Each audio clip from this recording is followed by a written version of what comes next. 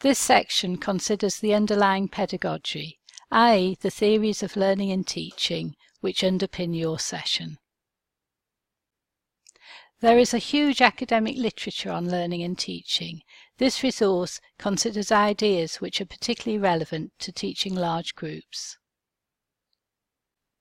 The three basic ideas that are considered here are Kolb's experiential learning theory, the concept of deep and surface learning, and Bloom's taxonomy. The seminal work of Kolb still influences learning and teaching in colleges and university. Kolb suggests that learning is the process whereby knowledge is created through the transformation of experience. Kolb developed an experiential learning cycle, which his theory of learning has had a major influence on learning and teaching. The theory suggests that learning involves different stages: a concrete experience, an action, reflective observation, reviewing and reflecting on the experience, abstract conceptualization, developing a theory or conclusion, and then active experimentation to test the new idea in practice. One of the implications of Kolb's learning theory when teaching large groups is to include a range of learning activities so that the learners have the opportunity for action, reflection, developing a theory or conclusion, and testing the theory. This idea links to the next theory of learning, i.e. the concept of deep and surface learning, which is considered in the next slide. When you are developing a new course or an individual session, you need to consider the level of learning that you hope to achieve. A useful approach to thinking about this is to use Bloom's taxonomy of learning, which provides a framework for understanding about the different levels of learning achieved within a training session.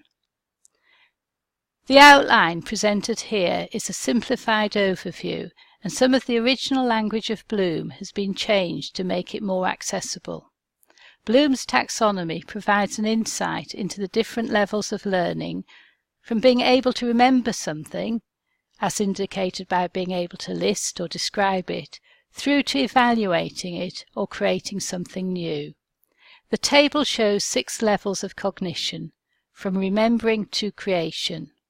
The next slide shows the link between deep and surface learning and Bloom's taxonomy. There is an associated activity with these ideas about Bloom's taxonomy. This slide indicates the connections between deep and surface learning and Bloom's taxonomy. There is a lot of information on this slide, and you may find it helpful to look at the associated activity. How does Bloom's taxonomy connect to learning at the different levels within an undergraduate or postgraduate degree? It is important to understand that at any stage, from foundation year through to master's degrees, students may be involved in working through a number of different levels of cognition. In their first year, students may be asked to understand a new concept and then to evaluate it in the context of a particular situation or problem. Some concepts are too challenging for students at the start of their degree programme, and they may be left to the later stages of their degree when they have acquired a more sophisticated understanding of their discipline. The 3 learning theories covered in this resource provide an indication of some of the characteristics of successful approaches to learning and teaching. Most people can remember individual teachers and tutors who have had a major influence on their learning and teaching. What makes a good tutor? Entwistle summarises the attributes of a good tutor, and these are divided into 3 groups: professional knowledge and attitudes, presentation skills, and supporting learning. You may find it helpful to read the next 3 slides and reflect on each of them for a few moments and relate it to your own practice. Students like tutors who are enthusiastic about their subject and also working with students. They expect you to be knowledgeable and to find ways of making your subject engaging. How do you make your large group sessions interesting and engaging? Students are exposed to lots of information from many different sources.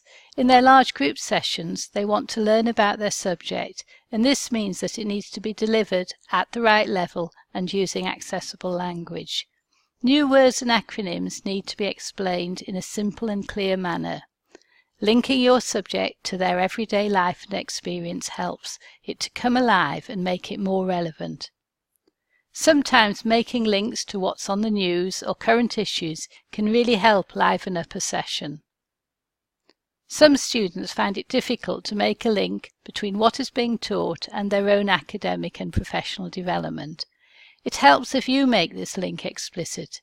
Explain how your session will help them do well in their modules and courses and also their future careers.